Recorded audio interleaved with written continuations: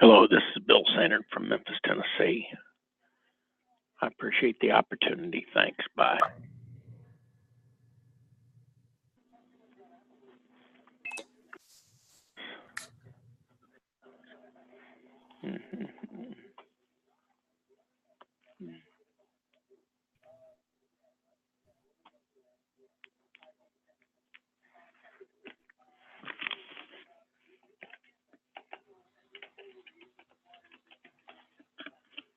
Hi, this is the Everyone Graduate Center. Welcome. Hi there, it's Rhonda Atkinson from Valencia College. Hi, Rhonda. How are you? This is Joanna. Good. And also, hi, Joanna. Mayu is on the phone. Hi. I'm sorry?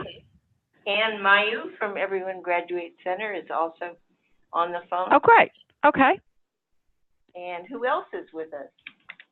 Joanna, this is Bill Sanders from Pure Power Foundation in Memphis, Tennessee. In a minute, I'm going to ask you all to tell us a little bit more about yourself so we all get to know each other. Let's see who else is on. Hi, Joanna. This is Elmer Thomas with Partners for Education in Berea College. Hi, Elmer. We're glad to have you with us. Good to be with you. Time for you. And is Ken Mason on?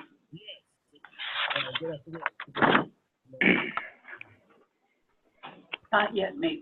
Let's wait just a minute and give Ken a chance to get here. And then what I'd love for you to do is introduce yourself again.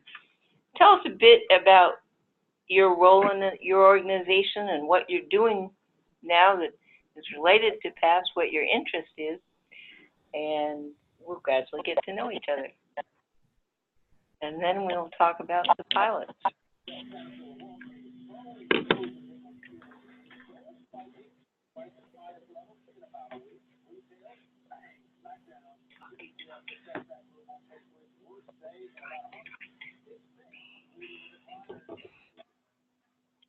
If anyone's trying to talk like for the webinar, please speak up or into your mic directly. Otherwise, maybe we're getting a little bit of background noise, it sounds like.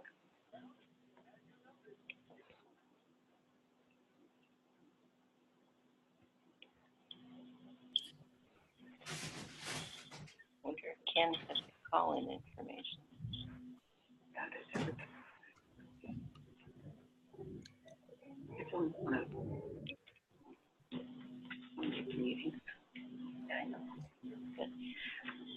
How about we go ahead and get started with those of us who are here, and when Ken from Georgia joins us, we'll ask him to introduce himself.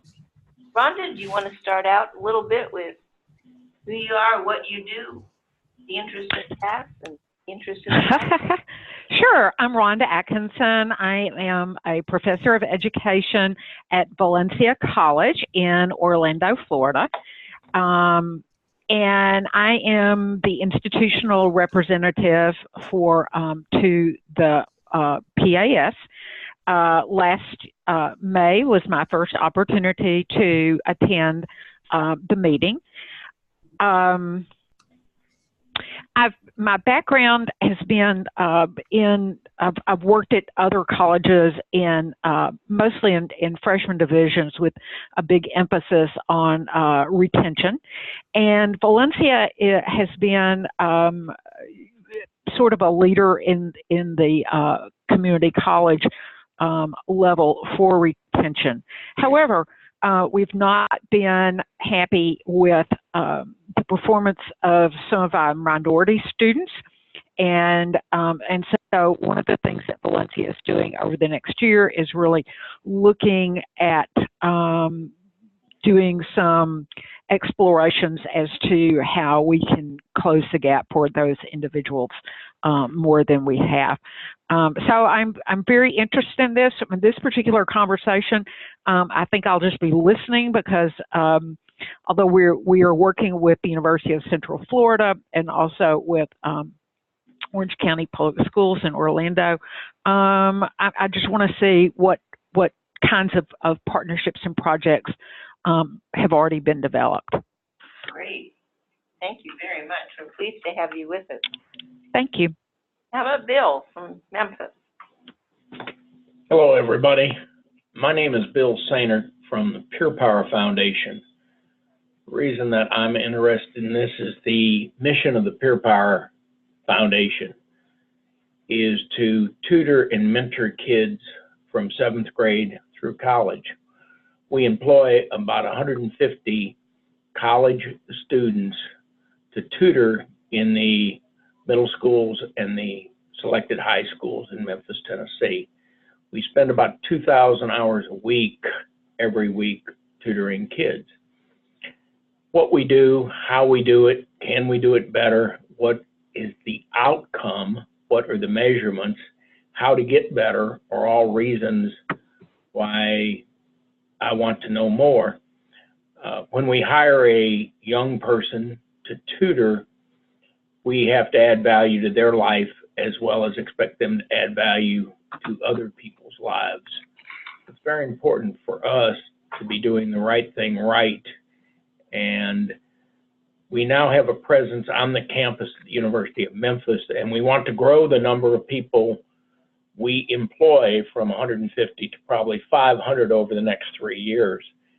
A college student can make $10,000 to $12,000 a year tutoring in the schools in Memphis City school, rather than borrowing $10,000 or $12,000 a year to graduate. So that said, there's a lot of reasons why I will listen probably more than I speak, because I may learn more than I contribute. But Joanna, thanks for inviting me, and I hope at some point to add value. Well, I want to just introduce a little pebble into the pond. We thank you for coming, first of all, Bill.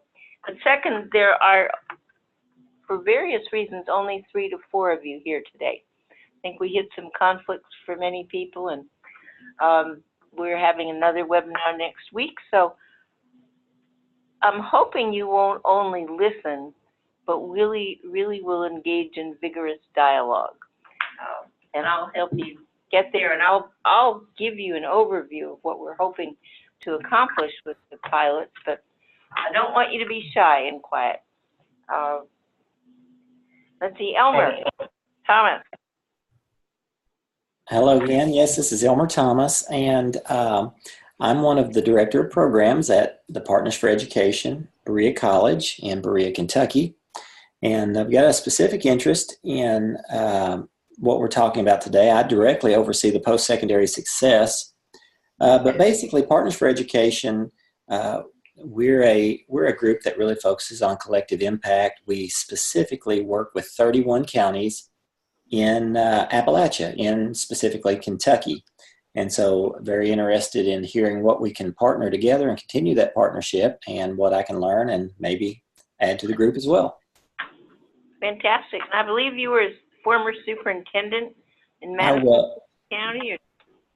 That's correct. I recently retired. Back June 30th was the last day. So I was superintendent and high school principal for a number of years, and just had a great experience working with kids and providing opportunities for them to grow and impact their community. And thinking about Partners for Education, able to continue to do that on quite a larger scale and serving those 31 counties instead of one.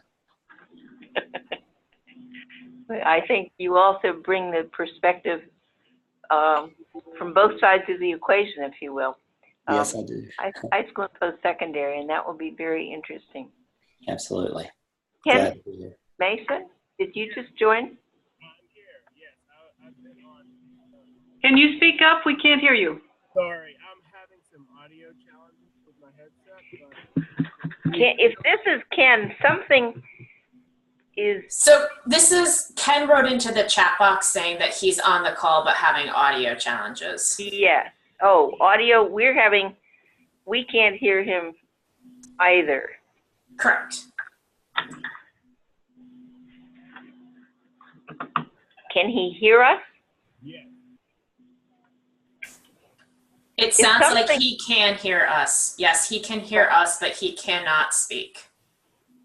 Okay, well, we're hearing a very, very faint. I'm wondering if some setting is perhaps turned down on his end.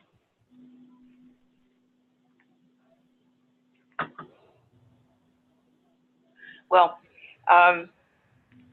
I think we'll go ahead, and Ken, I will fill you in, or you can fill me in on your thoughts separately, and later I will tell everybody Ken is a member of the State Board of Education in Georgia and works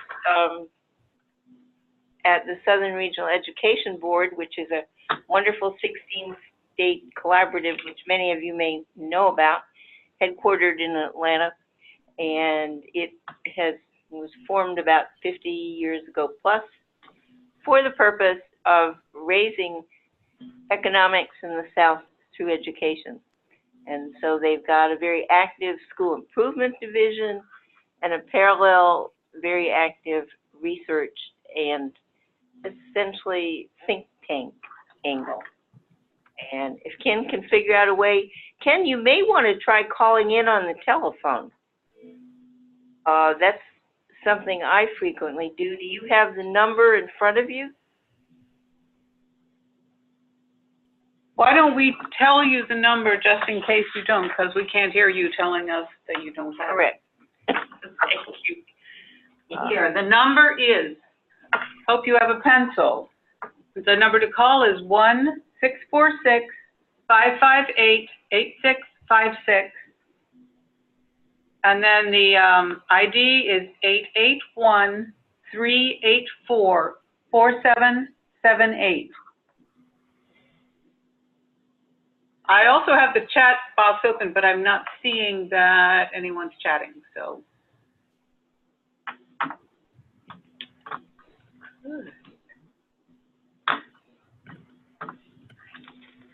Okay, well, let me begin and share a little bit with you what we're doing with the pilots, or what we'd like to do. And those of you who've been involved for a while know, we spent quite a few months in the beginning defining what the vision for Pathways to Adult Success would be. And we arrived with input from about 100, 150 people over time to the idea that we really wanted to focus on getting more kids not only to graduate high school, but to do so college and career ready. And by that, we agreed that we wanted them ready to persist in a post-secondary occupation for up to 2 years at a minimum, not a maximum by any means, and to come out of their post-secondary schooling with something, a degree, a certificate, several certificates, that enabled them to earn a family-supporting wage and live a quality life. Because right now the situation is that we've got many, many students wanting to go to college. And to some extent, we've figured out the college access conundrum. Not entirely, but access is getting way up. But what's happening is we're finding, especially in open access, 2-year and 4-year colleges, and to some degree in 4-year less open access, more selective, that students are not participating very long. And meanwhile, in parallel, the business and workforce is telling us they've got lots of open jobs. The workforce, as you all know and read in the papers just like I do, the workforce is changing and the needs are changing in the workforce. And what worked 20 years ago, 40 years ago, is simply not working now. So we need a different skill set, and that is what we're looking at. When we shift gears to the past pilot, let me just talk for a minute about that. We did, as a consequence of our first effort, about the first year and a half, these wonderful folks working in work groups, many of them virtual, some in-person meetings interspersed, came up with a framework, and we've called it alternately a framework and a guidebook. But it's really looking at the idea that we need to measure what we do. And if we don't measure it, we really don't know our outcomes yet. And in that, we look carefully at what were the qualities of indicators that would tell us what we should be working for in Pathways to Adult Success. And also, what were the qualities of the actions that we would undertake?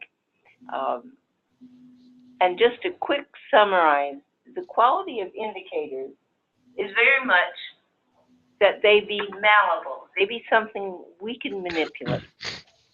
We can change student outcomes as adults. And so that excludes things like age and gender and race and ethnicity, and turns us to the kinds of things we can influence within the school environment. Actions are then responses that depend on what the data in our school system or district or community is telling us about where the problems and challenges lie and where the strengths and assets are. And so we have developed this nice framework with your help. And if you've not got it, send us a note and we'll send it on. We're moving into the last stages of refining the first part of that. And it's a really interesting guidebook, I would say, framework, whatever we call it.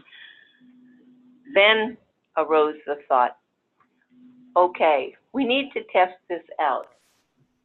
And if you can see on your screen, we have the theory, our internal theory of action. And you'll see on the left, the PATH framework. That's kind of our founding document, if you will. The next is PATH pilots. We're going to test out pieces of that framework. And from that, over the course of the next year, we hope to, with what you learn, as well as what we learn, arrive at some implementation model. And I add an S to that. It's models, not a model, because we think there may be different variations.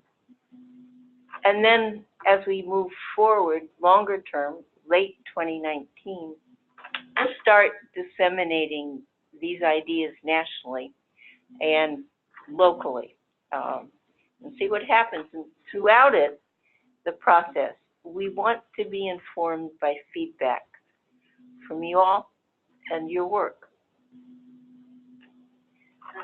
Let me just stop for a moment and ask, are there any questions? Can everyone hear me now? Hey, Ken, welcome. Hi. How did you? I have great office mates. Pull me out of the fire. Well, I just, on that note of taking feedback and planning actions for implementation by using the data, I think where we are here at SREB for, I've been working with school improvement for a number of years here, and I think that's a model that we're familiar with here. But focusing on the classroom, focusing on what does college and career readiness mean, all the way down to what the assignment looks like.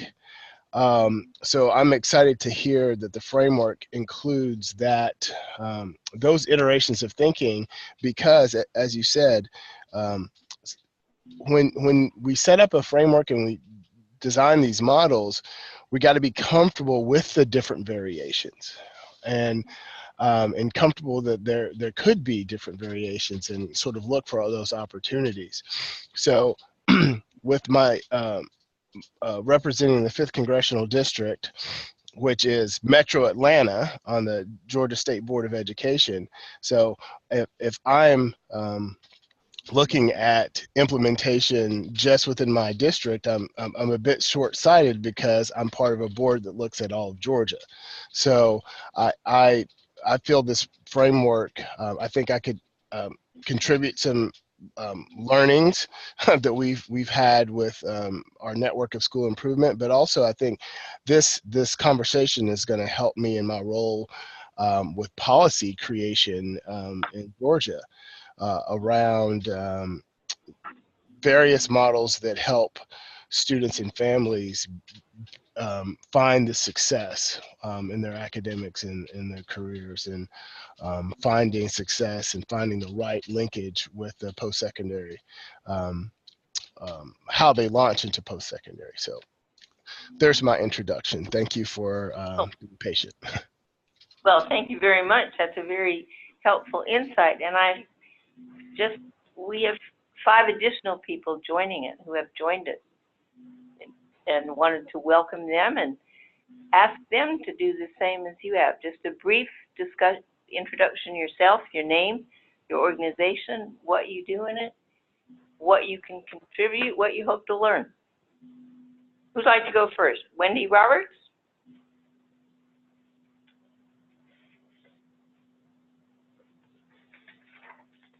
You might be on mute.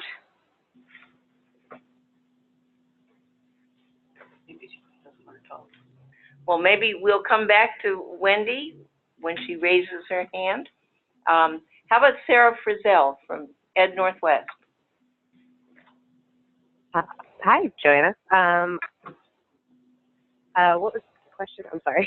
Well, tell us your name. We've done that. Your organization, your role in it.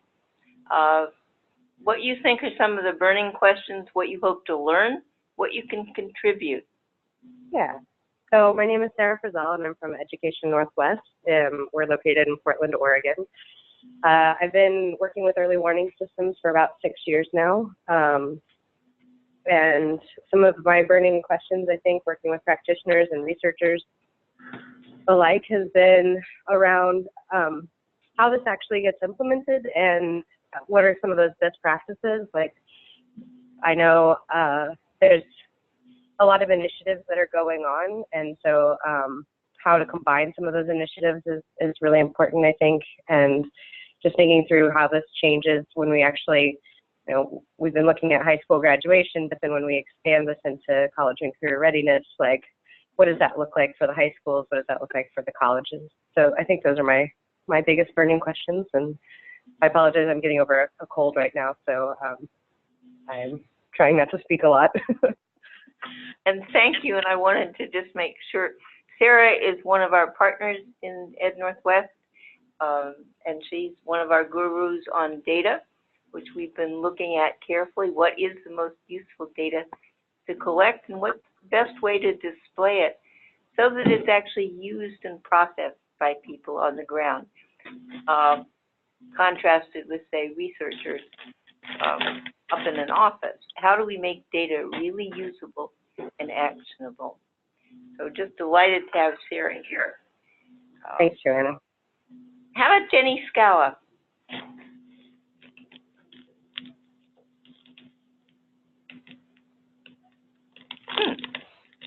Okay. Paula Thompson.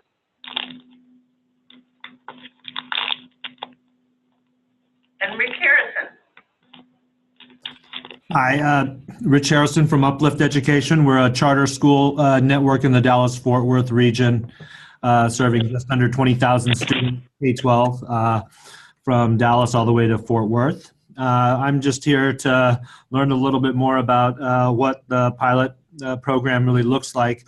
We're really looking to just do a better job of being able to create early warning signals, partly when kids go from 8th grade to 9th grade. And let's say in the 9th grade, if they fail one of the required high school assessments for graduation, what would it look like to create more, just stronger support systems for our students?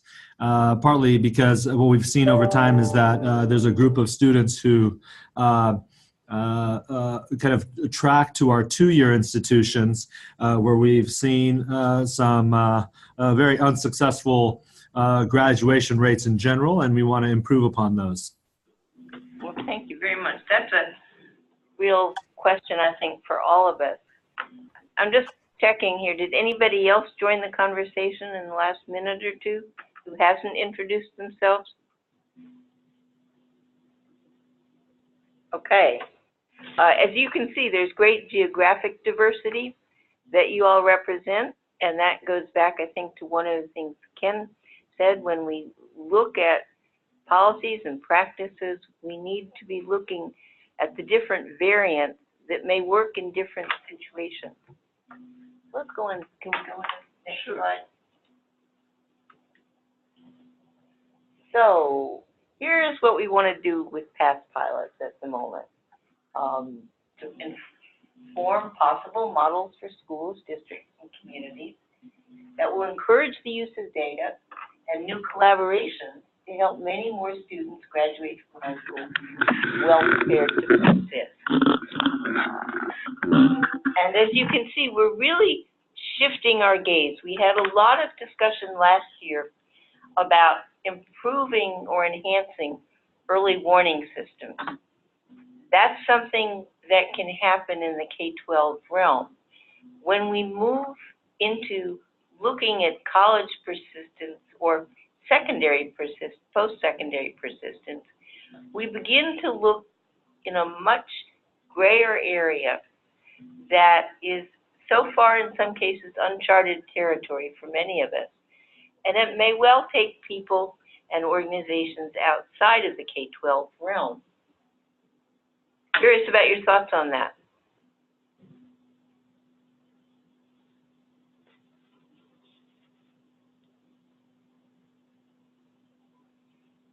Okay.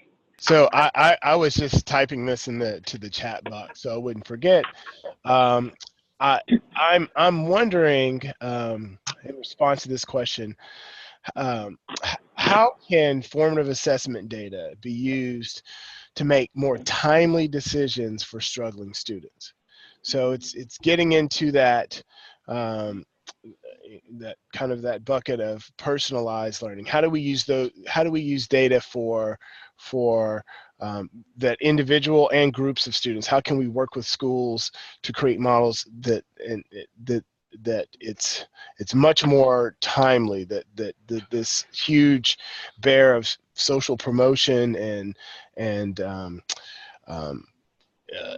make up what do you call the support classes and then remediation classes? Like how do we prevent? How can we be more preventive by using the data? So that's one thought. And then on early warning signs, I'm very curious about which early warning signs help us create those targets for action.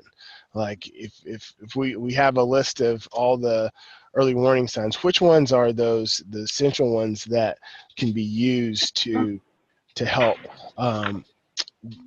redirect this path for students? Does anybody on the call want to jump in? I would love to talk on that, but I think some of you have very good ideas on that point as well.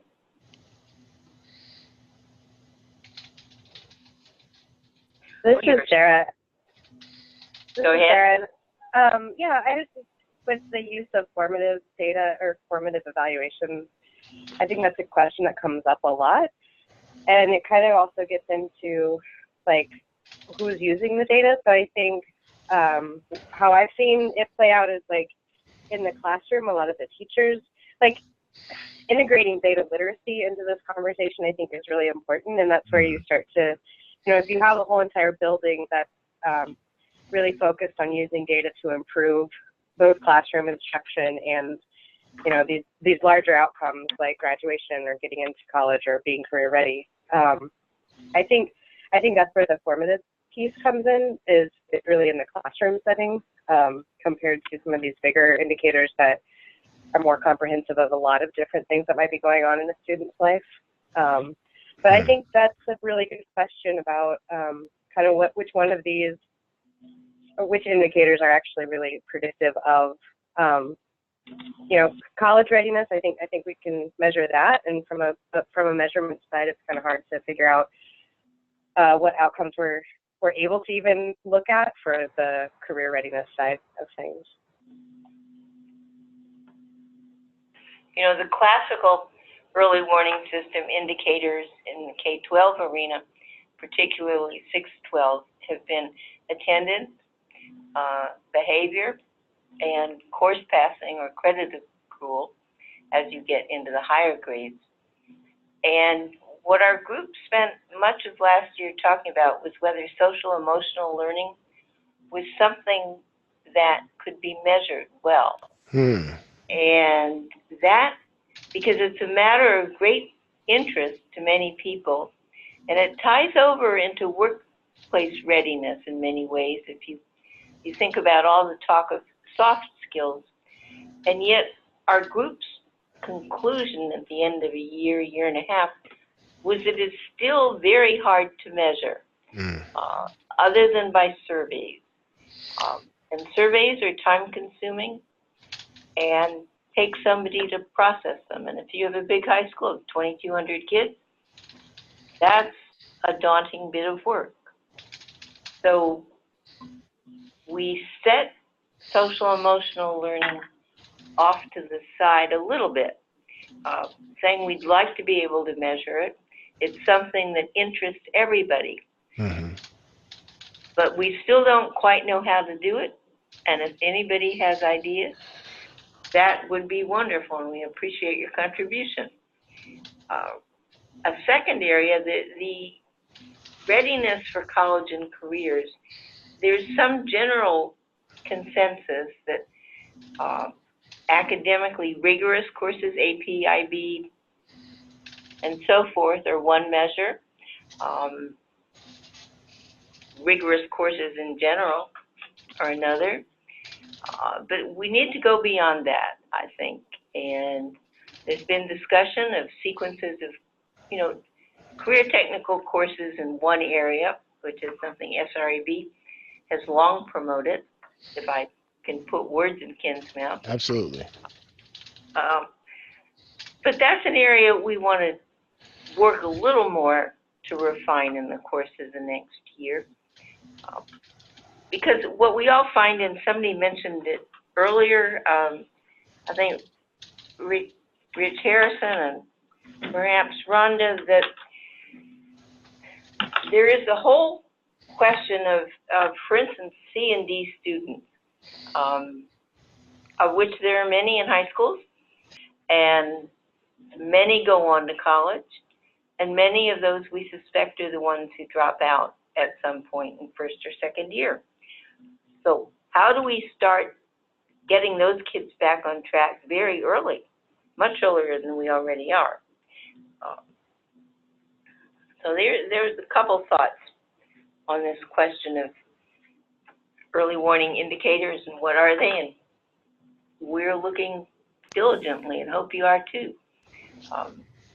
And this is Sarah. I think the other piece of that question is also, it's not just the identification of students that are struggling, it's also the responses, which we talked a lot about over the last year and a half as well. But thinking through, like, okay, if we're able to identify these kids, what supports are we able to provide them? What are appropriate supports that can actually help get them back on track? So I think thinking through that piece is a big part of the conversation.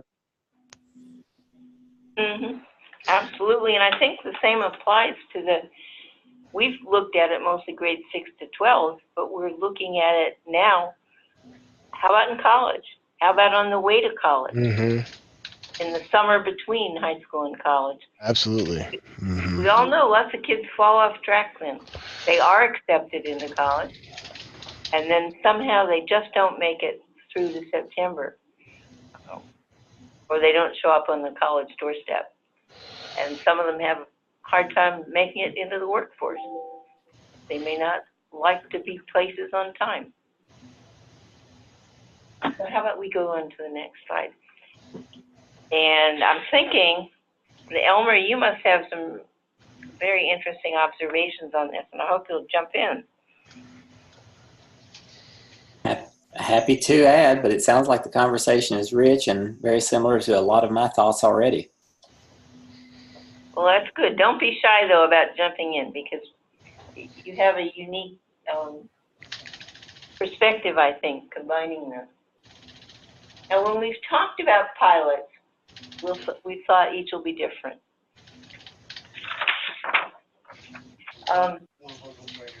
Okay, let's back up a minute.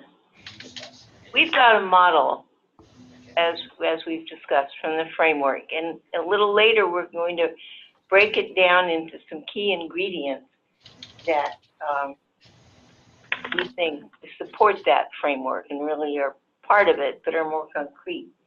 But one idea within the whole pilot approach is that if you take all these ingredients and put them in the framework, that's a very large piece of work. And I think many of us have been involved in school improvement and district improvement for many of the last years. And what we all discovered is that in many, many cases, it's very difficult to do everything you know you should do at the same time. It takes a lot of energy to get that going. And so what we've been thinking about pilots, and would really like your thought here, is that we think of these key ingredients as beads on a chain, essentially. All linked together, but we're not yet saying that one is driving it, the next one or its neighbor. Instead, we're saying they're all important, but that we believe at this point that a school or a district or a university or a collaboration can perhaps best spend its energy focusing on one or two or three of those ingredients. That's a somewhat, it's not do it all at once, it's take off what you can do. Curious about your thoughts.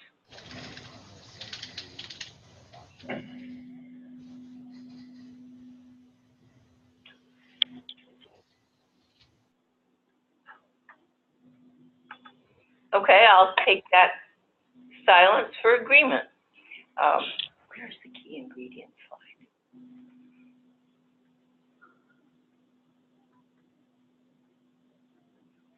Yeah, and this is Sarah again. I think that's another thing that we've seen over the last few years is that, at least with the districts I've worked with, that it's not necessarily a linear process. It's more of this kind of exactly what you were just saying. Bite off the parts that you can chew, get something going, and then it's also this continuous improvement process of, okay, this is how we've been running it right now, and then what works, what doesn't, and then coming back and recalibrating. I think that's a really important part. Well, thank you. Well, when we start looking at those key ingredients, if we're breaking down the framework, which you remember is designed to get more kids through high school, into post-secondary, ready to persist and persisting, we came up with about 14 points, I think. Actually make that work. And the reason I'm going to go through these, and these are the beads on the chain, if you will, and you may have other beads on the chain you suggest we add, and would love that. These are where you may think, how is this aligned with what we're already doing in our organization, and that we would like to do more rigorously, or that we'd like to study, and to go back to Ken's ideas about formative assessment, to use it in a slightly different setting. What can we do differently here?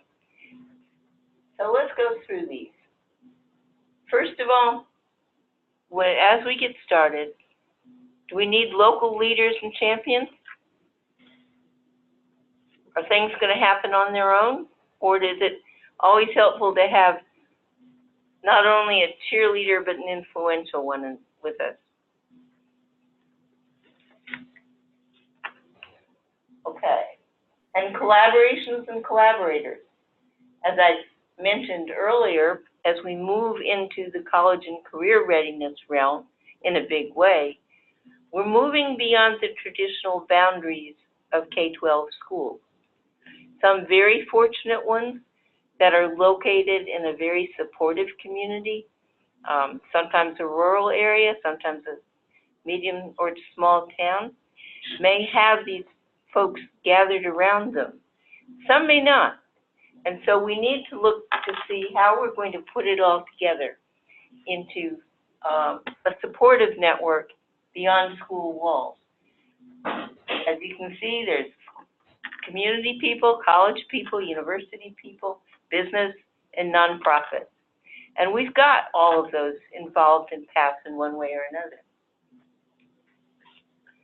Then we want to look at what are the conditions in the school and the district and the community that support us talking with each other.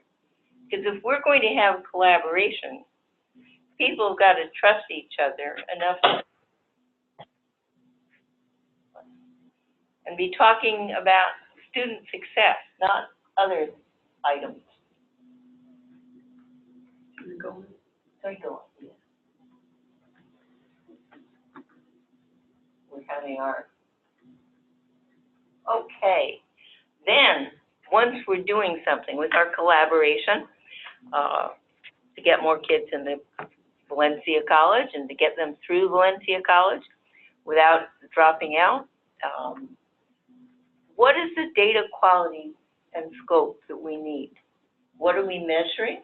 What can we collect, first of all? For whom? How often? How much? And is the data clean and valid? That becomes less of a problem in some areas. I think as you get into higher ed, my perception has been that higher education has much more powerful computers, more human capacity to use data and to interpret data, and less likely to have data that's messy. But that's not always true. K-12, we've been through a lot. And there, you know, we change assessments every few years. People switch which technology system they're using. What we find from Hopkins when we work with districts and states to analyze their data, there may be a break or two where we don't, for a year or two, where we don't have good data. So we can't really look across the continuum just the way we'd like to. Then, going back to the framework, if we say that we would like a certain outcome, can we measure that? How can we measure it? And how can we monitor it as we go along so that we can adjust our practices? And that's really one of the basic ideas of early warning systems that's carrying over into this work. If you tell that a student has failed at the end of the year, you've not done much that you can help them with. If you notice that they're sliding after 3 or 4 weeks, you can get help to them right away when they need it. If you notice that they're not coming to school, you can do something about it. And if they're misbehaving, we've all got ways now with RTI and PBIS and multi-tiered systems of support to say what can we do to modify and redirect this child's behavior. I'd like to make a comment there, if you don't mind. Oh, absolutely. It's something that I'd, earlier when you were talking about the focus on social emotional learning, and how it's hard to measure, I'd like to share some data from the Department of Education on school climate. So taking the elements of social emotional learning, but how do you build a school climate so that you can have those relationships, that you can have those supportive relationships to create realistic pathways for students based on their interpreted data. So I kind of see you have to have the wherewithal and the capacity to know the data to collect and interpret it, but the institution itself has to foster supportive relationships so that information means something to the young person, and they have a realistic next step with where they are in their learning. And so I'd love to share. It's Dr. Gary McGibney in the Georgia Department of Education that's been our statewide champion on school climate. But we're finding a lot of correlations with school climate, with early reading, early reading, and then the social emotional factors, and then their academic success, of course. So I'd like to share that piece, and I hope that although the group kind of put social emotional learning to the side because it's difficult to measure, at that intersection that you just described, once that data is interpreted, you have to have a school and an institution that fosters those quality relationships before it gets difficult, so you can push and have that intervention system in which the young people are bought into it and they feel it's realistic to be able to move forward. And Ken, this is Elmer. I'd like to jump in as well on that topic. Really, in particular, across the nation, but certainly in Kentucky, there's been a huge focus on school safety. And one of the topics that keeps rising to the top is social emotional wellness, not necessarily social emotional learning, but wellness.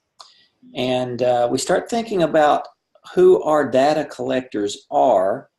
And typically speaking, in the Commonwealth, our data collectors are our guidance counselors. They become our assessment coordinators in those schools. They become really the test distributors. They count tests sometimes.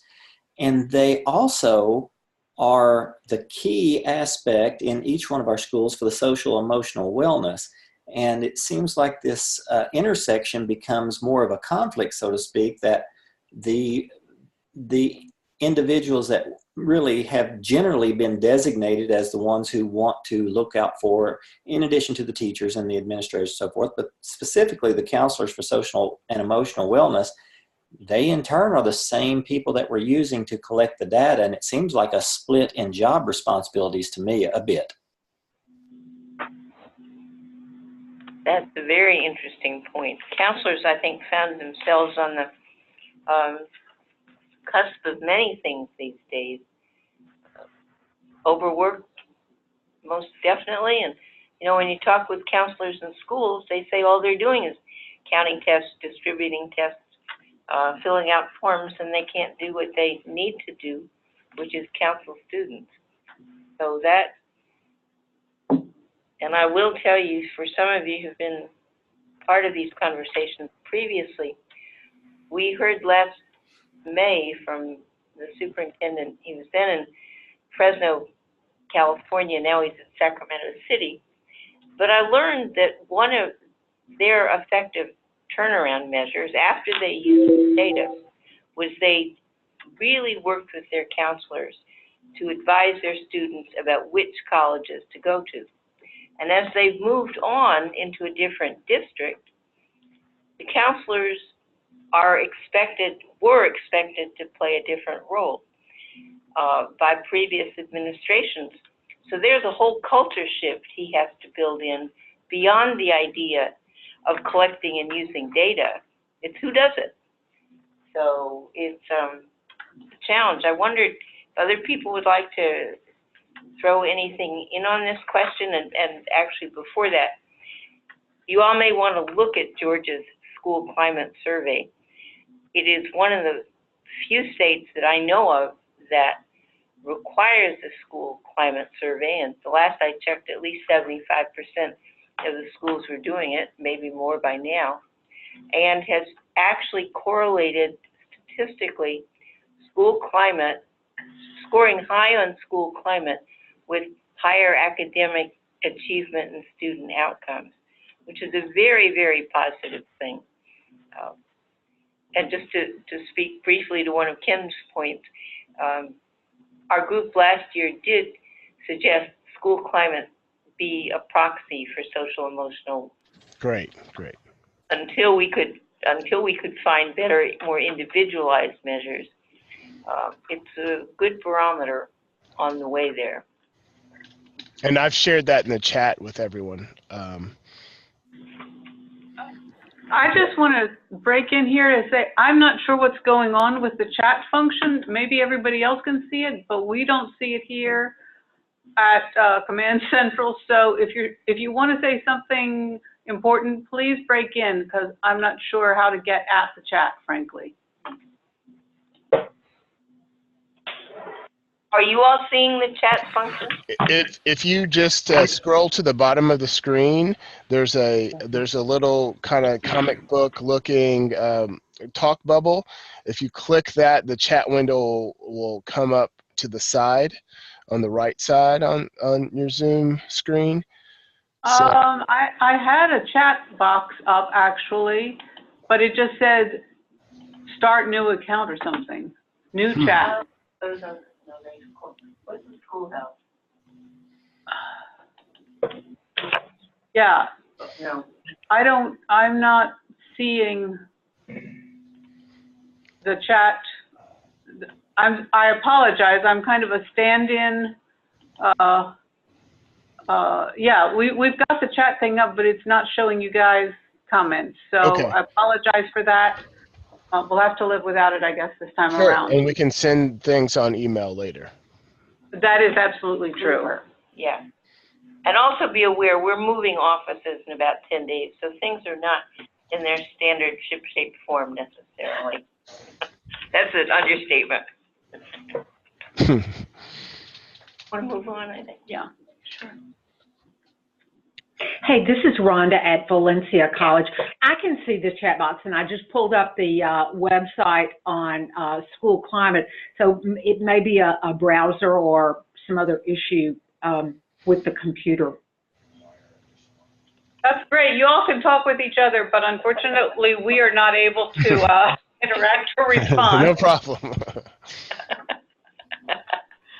So, okay, other components that we regarded as key ingredients that may become a focus of your work in your past pilot: rigorous engaging instruction, experiential and work-based learning. Mm-hmm. There are lots of good programs, interesting programs on that. People haven't quite, I think, known how to measure them yet. Although I spoke to one relatively large-scale businessman in Southern California who said he valued those apprenticeships very highly, that he would give preference to an applicant who had a 2 years degree in something, at minimum, plus a third year in an apprenticeship.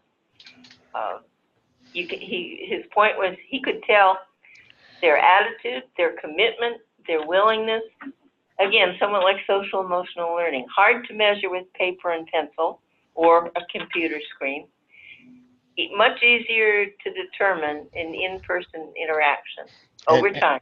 Yeah, and I think we've learned here at SREB that those interest-based career pathway options, as early as you can get them, like getting students exposed to what those options are, it creates that motivating factor within them that that's going to, eventually get those results through an internship or through some work-based experience.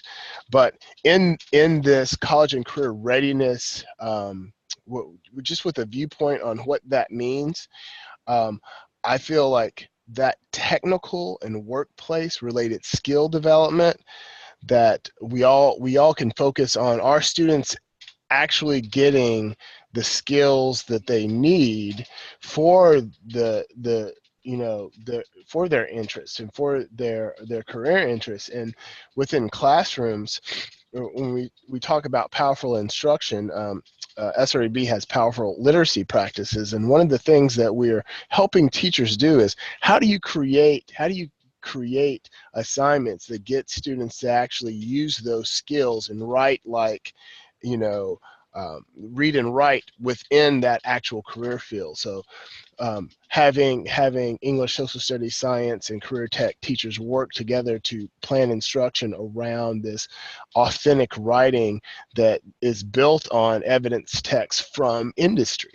How do we get students that real experience along the way, but also that skill development, so there's some confidence that they have going in and matriculating through the steps they need to get through college or a career. Absolutely, and I think in your comments, you essentially just alluded to the next bullet, college and career exposure and expectations, and we need to bring that into play very early. Waiting till 12th grade is much too late. And I guess I often have this sense when I'm visiting with schools that people are talking about college and career, and in many places, there's not a college in town, and folks haven't been to a college and really don't know what people are talking about.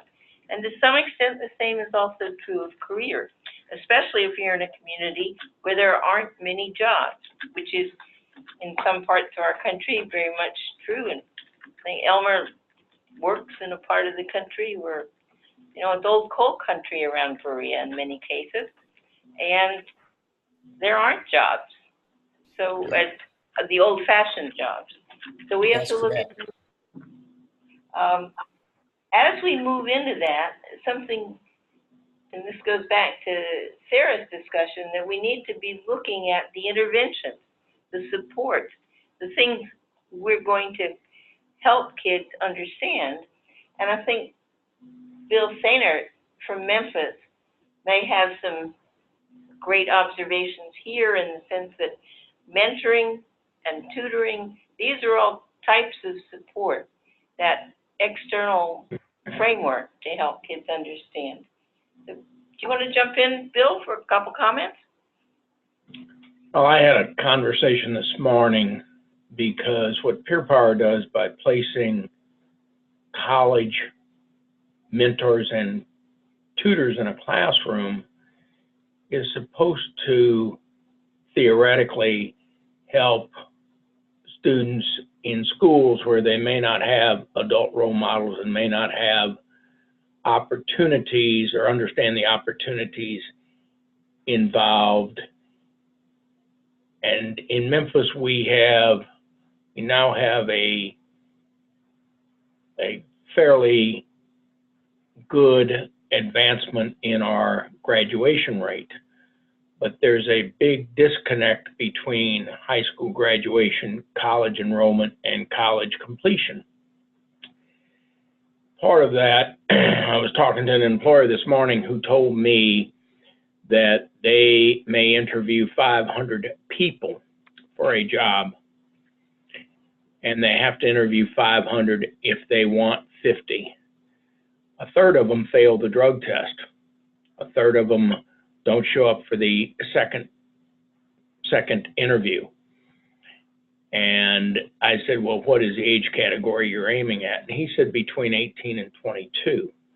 Now, they're a large employer. They're recognized throughout the community. They're a good employer. But somewhere we have allowed the young people we're working with to become disenfranchised and disconnected. It's okay to believe that they're doing what the curriculum calls for them to do, but when you have an outside entity like an employer come to a school and he or she feels that they are producing a product that as an employer they're going to have to put a lot in to bring up to task, we have to work on the disconnect. I see the advantage of putting a young person from a neighborhood, giving them a job, and putting them in a school because it helps the teachers, it helps the student. Our graduation rate of success coaches is north of 80%. The graduation rate of African Americans in the school where we work in is about 35%. So networks and safety nets help, but how do we spread that into the schools? I mean, I hear on a daily basis with kids who say, if you ask a kid in Memphis, Tennessee, if he's a male, what he's going to do, he's going to say he's going to the league. may mean the NFL or the NBA. Right. Our curriculum is not connecting with the kids. Right. We can talk all we want about Algebra 2 and quadratic equations, and quite often when we talk about college ready and the average math ACT is closer to 16 than anything else, I graduate if I have a 16, unless I have someone who is supporting me. I'm probably going to graduate in May, and if I enroll in school in August, half of them don't. We had an example. We had 1,265 students enroll in junior college. 3 years later, 53 of them had completed a 2-year certificate or a certificate for additional training. They did not have the appropriate mentor role models. There was talk to provide them, never happened. And I mean, I just live it on a daily basis that when the kids we work with, and I don't think they're different than any other, when they're given the opportunity to be given the support that may be taken for granted in socioeconomic middle and upper class, they can rise to the occasion. Without those supports, they don't rise to the occasion.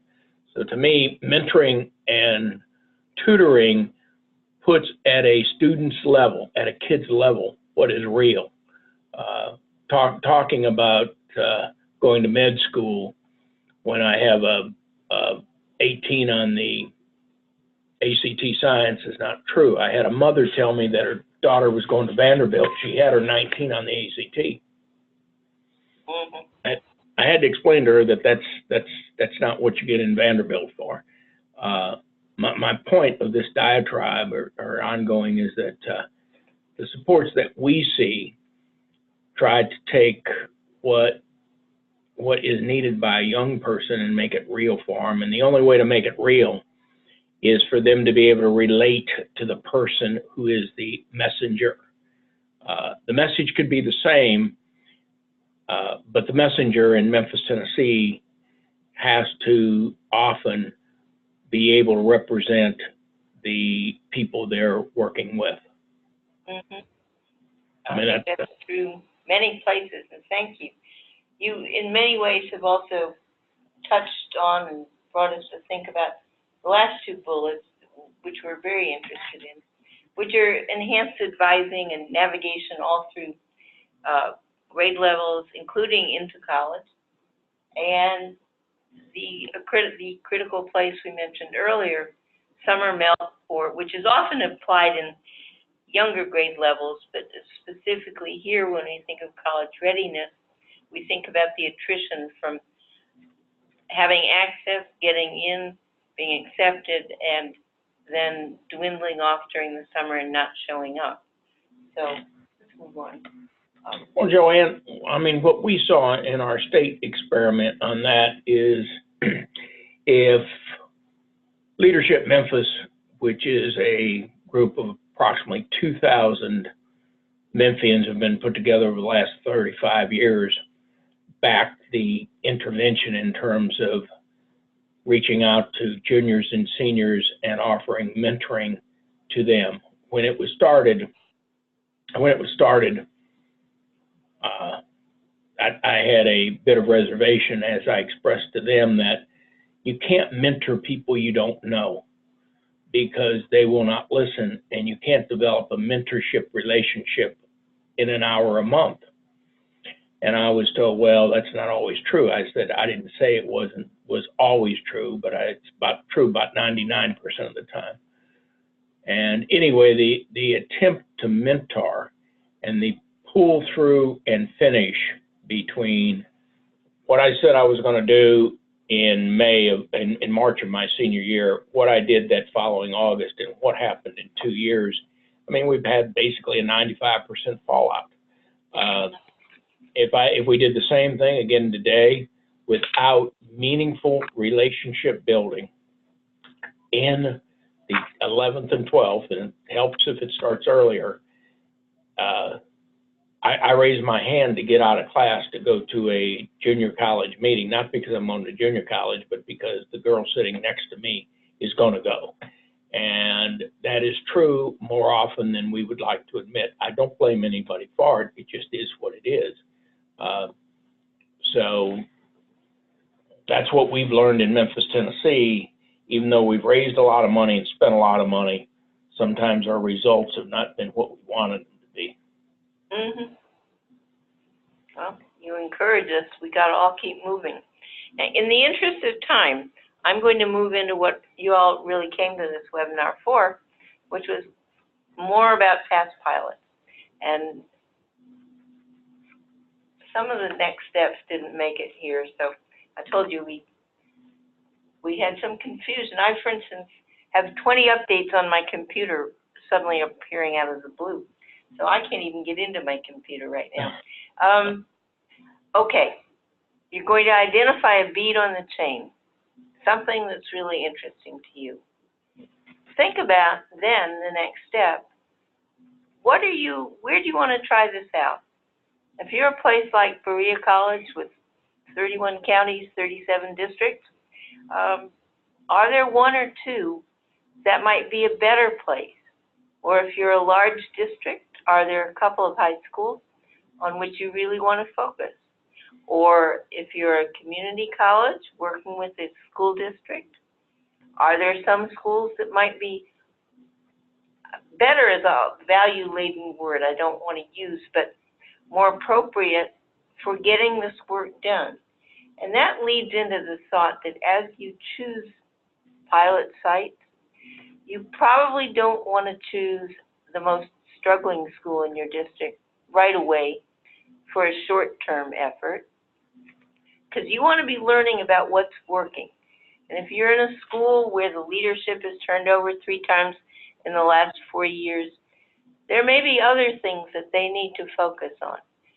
So keep that in mind. You want to pick a setting where you have a reasonable opportunity to learn something very valuable that you can share with other people.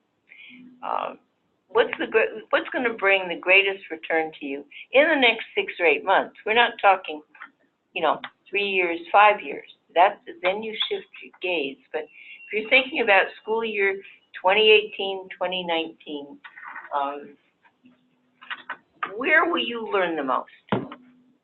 And then, although we ask you to identify a research question, it's not really a research question in the way we tend to think of research questions. It's more the framing question. What is the specific problem or practice that we want to know more about, that we're willing to study and to talk with everyone Graduate Center at Johns Hopkins about, say, once a month, and I'll come to that in a minute. And what are 3 or 4 questions that might support that? So that's kind of one of the big things. We'd love you to set up some process for documenting things. Some of it is conversing with us. Some of it is keeping notes for yourself. Many of you probably already keep notes. Just be willing to share them with us in some form so we know what you're thinking and encountering.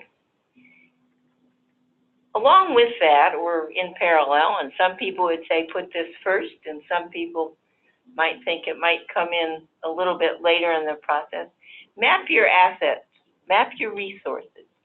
What's out there as you think of applying interventions or developing interventions or doing something differently to bring your high school students who are being now remediated, to bring them out of that phase. What are the existing resources and assets around you?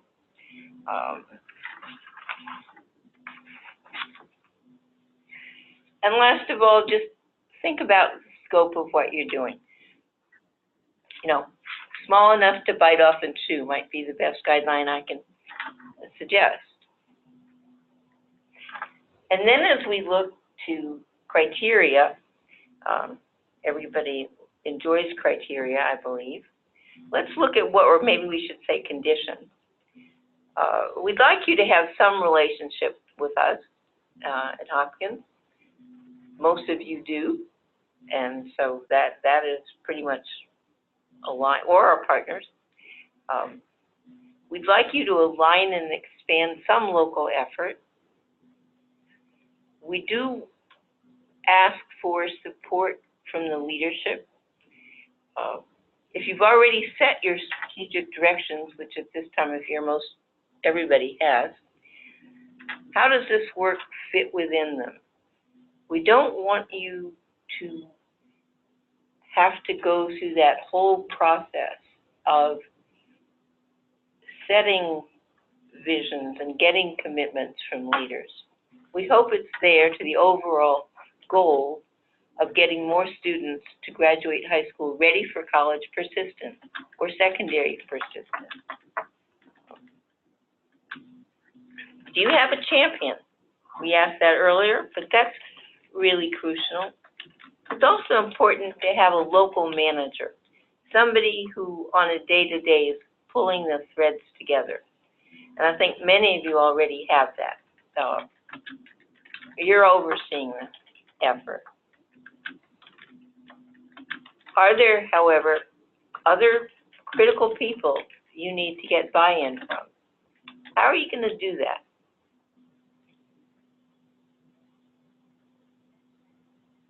And as we drill down into what we from EGC are seeking to learn more about, that we think will be valuable to be shared with other districts and states and communities and universities and colleges. When you reflect on your effort, your bead or beads on the chain, where did you actually start? And where did you come in, basically? I'll give you an example. We have one state which sent, I think, 7 people to our meeting last May. They were from many different sectors. One was a former foundation executive. One was the executive director in the state for a tutoring and mentoring organization. One was at the university. One was at a school system. And the 3 others were other unrelated things. They had a problem in their state. They have an aging workforce, and they're not seeing that it's being replaced. And so their thought as a group was, how do we address this fact? And what are we going to do about it? Of course, that's a big question for a 1-year or a 2-year or 3-year effort. And so they're starting at the very beginning. They're defining their question that is doable in a reasonable short period of time, short being, say, a year. So they're coming in at the beginning. There are other folks, like most of you, if not all of you on the line, who have these efforts underway in one way or another. They're kind of coming in at the middle. You're trying to refine them and improve them. And you've had some initial successes, sometimes very great successes, but you want to do even better. So, clarify that for yourselves. Where are you coming in on the continuum? Then think about what are the action steps you really need to take. We'd like a handle on that. And we'd also like a handle on how long it takes to make a decision. That, as I think back, some of the conversations I've had with potential pilots, it's already been 3 months as people think through what would they need to do from their own perspective. And I think Bill from Memphis has been through this. He had, and the folks he works with had some ambitious plans to find new sources of funding for the mentors he's referred to. Because they pay the mentors $10 or $12 an hour, I believe, and the mentors are working 9 or 12 hours a week. So that took them a while to get those agreements set down on paper. And that's the sort of concrete guidance that can be helpful. If you're thinking of a data confidentiality agreement that you need in order to know XYZ about students, realistically, do you have a mechanism set up in place where that's easy? Or will it take you 2 to 6 months? And within that window, tell us. It actually took three months. Then who do you decide are collaborators? How do you decide on that? How do you keep that effort focused? What kind of hurdles and opportunities arise for you? We'd like to know. There are some unexpected ones. I think I mentioned in referring to a California district, they really had not anticipated that their counselors would have, their new counselors in their new district would have very firm ideas what their roles were, and they were not what had worked in a previous district. And that's really habit and culture and tradition. But that's what they have suddenly realized they have to work on. What data and metrics are you going to collect? Are you going to do that locally, or do you need collaborators, for instance? And I'll just give you a couple of examples there. Georgia and Kentucky both have very excellent state data systems, state longitudinal data systems that combine a substantial amount of K-12 education, post-secondary education, business and workforce needs.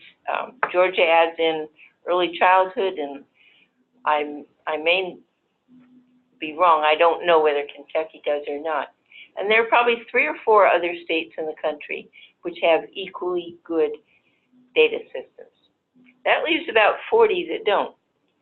And in those states, if you're one of them, you might need to look at the local collaborations.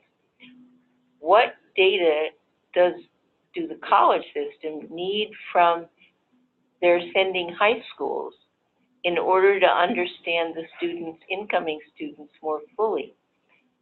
What does the feeder high school need to know about the progress of their students once they get to college? And this is somewhat what Bill just mentioned. 1,200 and some students entering and 53 emerging. When you take that back to the local level of the high school, it can be very informative for a high school to know just what happened to their kids. Same is true in the workforce. I worked with a community in Alabama, and the business people said, well, they send us these kids who are graduates, but they don't have these skills. The challenge was they weren't yet giving that feedback back to the schools and district. They were discussing it among themselves as a challenge. It would have been more actionable, perhaps, if it had gone back to the school and district. So when we think of collaborations and data and metrics, there are really strong ways that we could be looking at that. Hey, Joanna, this is... Yep, jump in. Yeah, I was just wondering if anybody had come up against, so I've heard this, thankfully only in a couple of districts, but where people were using the reports to kind of back up their biases against students. And so I'm just wondering, as we're talking about, this information traveling from high school into college, if anybody had thought about like that kind of side of things, or how they might address that kind of issue. That's a wonderful question. Does anybody have any responses to that? Will you repeat that again? please. Yeah. So I've run into this in thankfully only a couple of districts, but there's been a couple of instances where people are using this data on the students to confirm their biases against certain student groups. And I'm just wondering, as we're talking about transferring this information to college, if there's any fear of that, or if anybody has come up with a way of kind of, I guess, providing professional development or on how to interpret the reports rather than letting them, putting in a fail-safe for like people using it in inappropriate ways. Well, I think that's one of the purposes why I'm on this line, is that we want to be able to help develop what measures are, help test for both affirmational and confirmational biases. We have the opportunity to have large data sets. We are aligned with a university that has 22,000 students. Our analysis is going to be done by a group of PhD and PhD candidates. So the purpose of my listening is how do we first try to determine what we should do, then how we do it and how we test it, not necessarily in that sequence, but how we test it, who evaluates it, and how do we have feedback loop. And because I think there are always, it can be a bias or a preference, and there's enough people involved in Peer Power now. We have a university partner, we have a large school district partner, and we have several foundations that hopefully in a couple of years we'll be able to say, this is our experience, this is what we've done.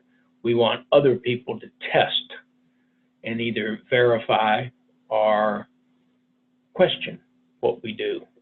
But presently, we're in the information gathering business.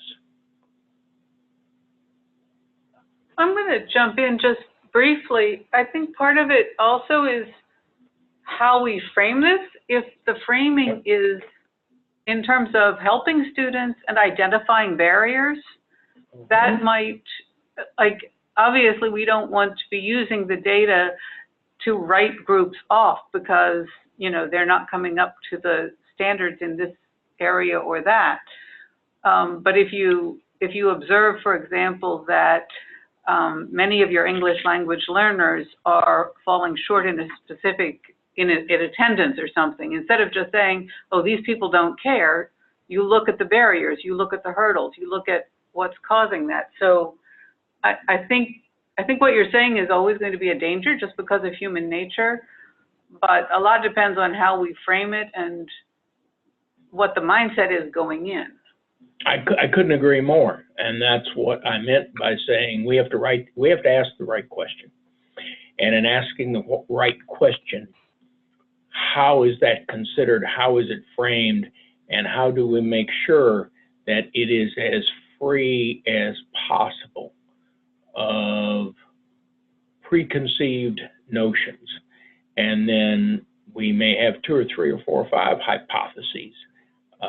Part of the people who hopefully are on our committees will make sure that we ask the right questions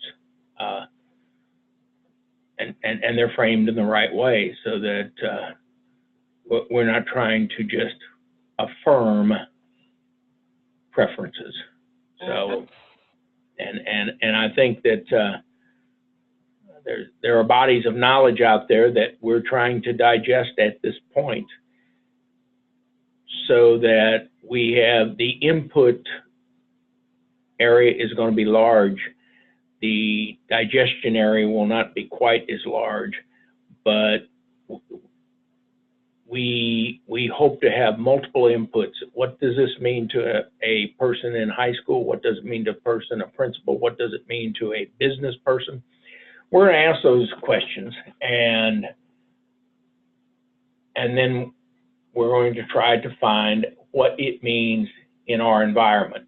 Whether that's translatable or not, well, I believe it is, but I mean, there are a lot of questions that sometimes have not been appropriate or don't lead to further research. And at this point, I hope in a year or two, I hope we can say this has been our experience, and as in any peer researched publication, we would expect people to question us, whether it's on the aggregation of data, on the questions, the aggregation of data, the statistical measurement, and the conclusions, and all that will be welcome because we have just a unique opportunity in Memphis, Tennessee, to make the difference in the lives of all of us. So hopefully we'll ask the right questions. Yeah, thank you. Yeah, and if people are doing the pilot, thinking about how you're framing it, any kind of feedback on that kind of stuff, I think would be helpful for me at least to be able to share with some of the groups that I've worked with. Good. I mean, I have several people who have degrees in philosophy who want to make sure we ask the right questions. So I think that reaffirms what I mentioned earlier in a very, very nice way, Bill, and thank you, that we do need to decide for this pilot which few questions you want to ask and how you're going to measure it and how we're going to interpret it. And as we come to a close in our time for today, I just wanted to share a little bit about what we can do from Johns Hopkins once we get through this move. We can do a limited number of site visits. We've done them West Georgia already and various parts of Georgia and up to Chattanooga. I'm going to California. Riverside County has a very interesting education collaborative there. Been to Sacramento. So I've been getting some of these underway and would very much like to get more if needed. We can do, as many of you have experienced, technical assistance over email, if that is. Rhonda asked a question just the other day. Many people ask questions, and we try and give you examples of how you can approach things.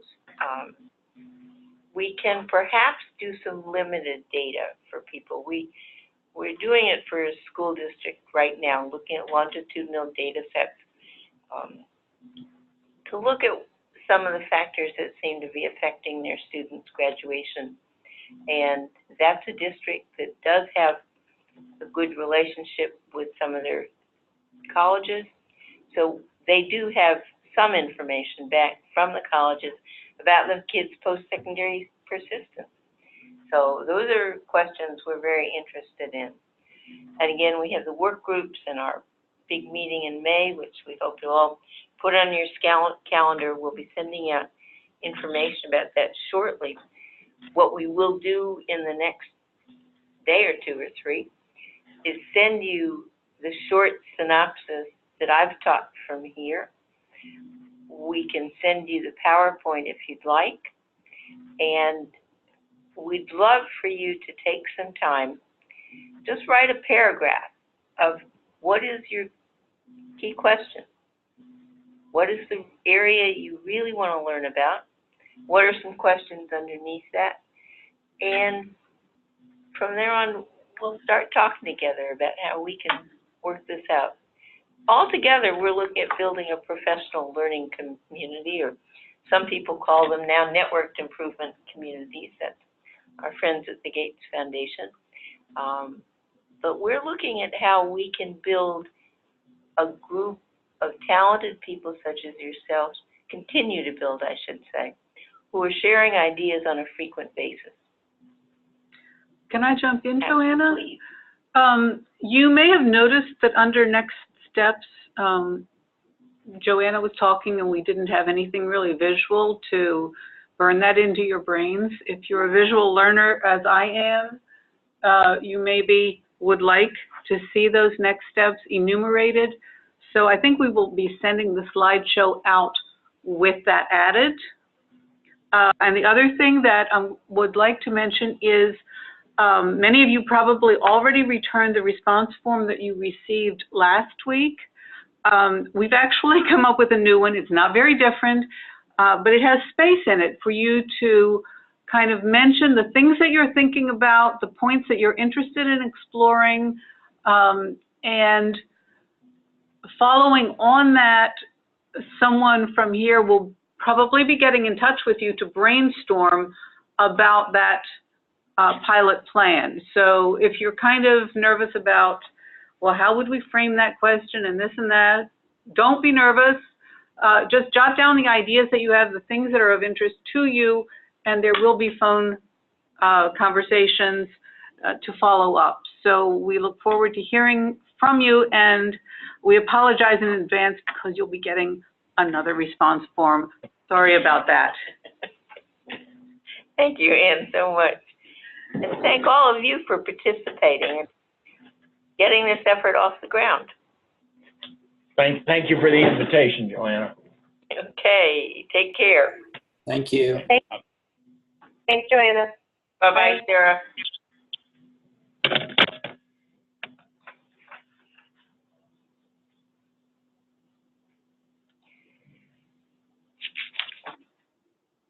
So now we're going to